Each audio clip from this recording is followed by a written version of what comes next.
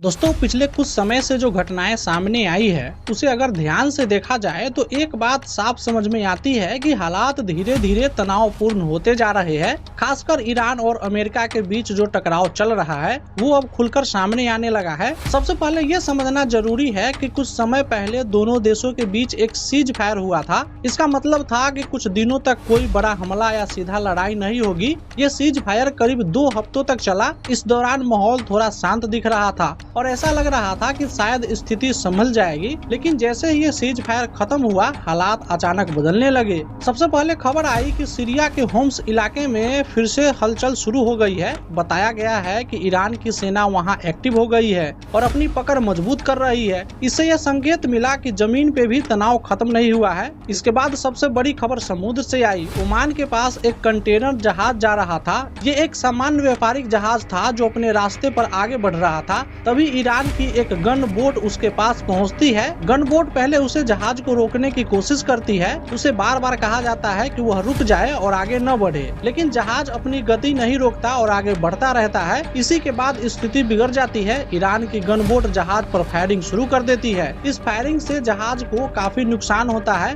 खासकर उस हिस्से को जहां से जहाज को कंट्रोल किया जाता है। हालांकि राहत की बात ये रही कि जहाज पे मौजूद सभी लोग सुरक्षित रहे और किसी की जान नहीं गई। अब सवाल ये उठता है कि ये घटना इतनी बड़ी क्यों मानी जा रही है। इसका कारण है वो जहाज जहां ये घटना हुई। ये इलाका स्टेट ऑफ हॉर्मुज के पास है, जो दुनिया के सबसे महत्वपूर्ण समुद्री रास्तों में से एक है। दुनिया का बहुत सारा तेल इसी रास्ते से होकर गुजरता है। अगर यहाँ कोई समस्या होती है तो उसका असर पूरी दुनिया पे पड़ सकता है। तेल की कीमतें बढ़ सकती है और कई देशों की अर्थव्यवस्था प्रभावित हो सकता है। अब असली कारण समझिए जिसकी वजह से ये तनाव बढ़ रहा है।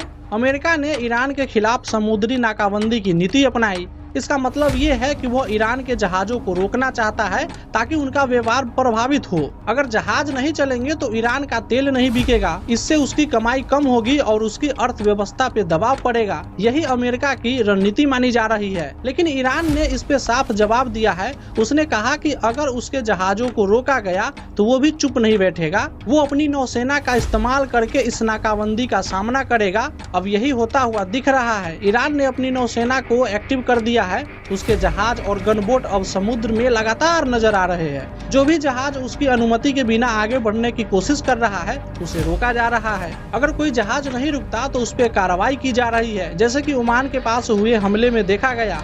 इससे ये साफ होता है कि अब ईरान सिर्फ चेतावनी देने तक सीमित नहीं है, बल्कि वो सीधे कदम उठा रहा है। इसी बीच एक और महत्वपूर्ण घटना सामने आई। एक ईरानी तेल टैंकर को अमेरिका की तरफ से रोकने की कोशिश की गई। उसे चेतावनी दी गई, लेकिन ईरान की नौसेना उस टैंकर के साथ बनी रही और उसे सुरक्षित बंदरगाह तक पहुंचा दिया। इस घटना से ये साफ हो जाता है कि ईरान अब स्थिति को लेकर ज्यादा सख्त हो गया है। वो अपनी जहाजों को सुरक्षा खुद कर रहा है और किसी भी बाहरी दबाव को स्वीकार करने के लिए तैयार नहीं है। अब अगर पूरी स्थिति को एक साथ देखें तो तस्वीरें साफ नजर आती है। एक तरफ अमेरिका है जो नाकाबंदी के जरिए दबाव बना रहा है, दूसरी तरफ ईरान है जो इस दबाव को चुनौती दे रहा है। दोनों देश अपनी अपनी जगह पे अड़े हुए हैं। कोई भी देश पीछे हटने के मूड में नहीं दिख रहा है। यही वजह है कि हालात धीरे धीरे और गंभीर होते जा रहे हैं। सबसे बड़ी चिंता की बात यह है कि अगर टकराव और बढ़ता है तो ये सीधे सैन्य संघर्ष में बदल सकता है। खासकर समुद्र में दोनों देशों की नौसेनाएं आमने सामने आ सकती है। अंत में यही कहा जा सकता है कि अभी जो कुछ भी हो रहा है वो सिर्फ एक छोटी घटना नहीं, ये बड़े टकराव की शुरुआत भी हो सकती है। अगर समय रहते बातचीत से समाधान नहीं निकाला गया तो इसका असर पूरी दुनिया पे पड़ सकता है। अब सबसे पहले बात करते हैं ईरान की तैयारी की। ईरान ने साफ कहा है कि उसकी सेना पूरी तरह तैयार है। इसका मतलब ये है कि अगर उस पे हमला होता है तो वो तुरंत जवाब देगा। ये सिर्फ बयान नहीं है, बल्कि इसके पीछे उसकी पूरी सैन्य तैयारी जुटी हुई है। ईरान की सबसे बड़ी ताकत उसकी मिसाइल प्रणाली मानी जाती है। उसके पास ऐसी मिसाइल है जो दूर तक मार सकती है। इसके अलावा उसके पास ड्रोन भी है जिसका इस्तेमाल वो पहले भी कर चुका है। ये ड्रोन दुश्मन के ठिकानों पे हमला करने के लिए इस्तेमाल किए जाते हैं। इसके साथ साथ ईरान की नौसेना भी अब बहुत एक्टिव हो गई है, खासकर उसकी छोटी और तेज गन बोट्स जो समुद्र में तेजी से चल सकती है और अचानक हमला कर सकती है। हॉर्मुज जैसे संकरे इलाके में ये गन बोट्स बहुत खतरनाक साबित हो सकती है। अब समझिए कि ईरान की रणनीति क्या हो सकती है। अगर अमेरिका अपनी नाकाबंदी जारी रखता है तो ईरान 2 तरह से जवाब दे सकता है। पहला, वो अपने जहाजों को खुद सुरक्षा देकर आगे बढ़ाएगा, जैसे कि हमने पहले भी देखा है। दूसरा, वो उन जहाजों को रोक सकता है जो उसकी अनुमति के बिना वहां से गुजरने की कोशिश करेंगे। जाएंगे। अगर ये टकराव और बढ़ता है तो समुद्र में सीधा सामना हो सकता है, यानी दोनों देशों की नौसेनाएं आमने सामने हो सकती है। ऐसी स्थिति में छोटी सी गलती भी बड़ी लड़ाई में बदल सकती है। अब बात करते हैं अमेरिका की स्थिति की। अमेरिका की नौसेना दुनिया के सबसे मजबूत नौसेनाओं में से एक मानी जाती है। उसके पास बड़े युद्धपोत है, एयरक्राफ्ट कैरियर और आधुनिक हथियार है, इसलिए वो पीछे हटने वाले नहीं है। यानी दोनों तरफ से ताकत मौजूद है और दोनों अपनी अपनी रणनीति पर कायम है। यही वजह है कि स्थिति संवेदनशील बनी हुई है। अब सबसे महत्वपूर्ण सवाल ये है कि अगर ये टकराव बढ़ता है तो इसका असर दुनिया पे क्या पड़ेगा। तो सबसे पहला असर तेल की कीमतों पे पड़ेगा, क्योंकि हॉर्मुज से दुनिया का बहुत सारा तेल गुजरता है। अगर वहाँ जहाजों की आवाजाही रुकती है या कम होती है तो तेल की सप्लाई घट सकती है। जब सप्लाई कम होगी तो कीमतें बढ़ेगी और जब तेल महंगा होगा तो पेट्रोल और डीजल भी महंगे होंगे।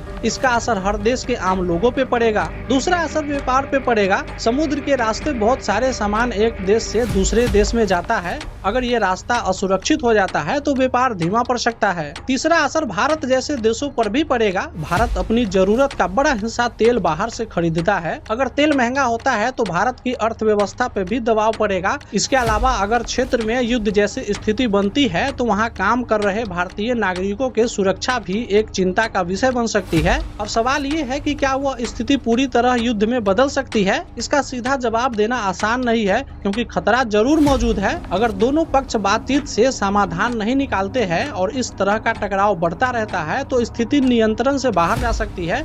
खासकर अगर किसी बड़े जहाज या सैन्य ठिकानों पे हमला होता है तो जवाबी कार्रवाई भी बड़ी हो सकती है। हालांकि एक बात ये भी समझनी जरूरी है कि बड़े देश अक्सर सीधे युद्ध से बचने की कोशिश करते हैं, क्योंकि इसका नुकसान बहुत ज्यादा होता है। इसलिए आखिरी समय तक बातचीत और समझौते की कोशिश की जाती है। लेकिन फिलहाल जो हालात है उसमें तनाव कम नहीं होता दिख रहा है। छोटी छोटी घटनाएं लगातार हो रही है और हर घटना के बाद स्थिति थोड़ी और गंभीर होती जाती है।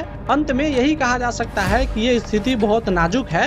एक तरफ ताकत का प्रदर्शन हो रहा है, दूसरी तरफ टकराव का खतरा बढ़ रहा है। अगर समय रहते समझदारी से कदम नहीं उठाया गया तो इसका असर सिर्फ दो देशों की सीमित तक नहीं रहेगा, बल्कि पूरी दुनिया को इसका सामना करना पड़ सकता है। बाकी इस मुद्दे पे आपकी क्या राय है कमेंट बॉक्स में नीचे जरूर बताइए।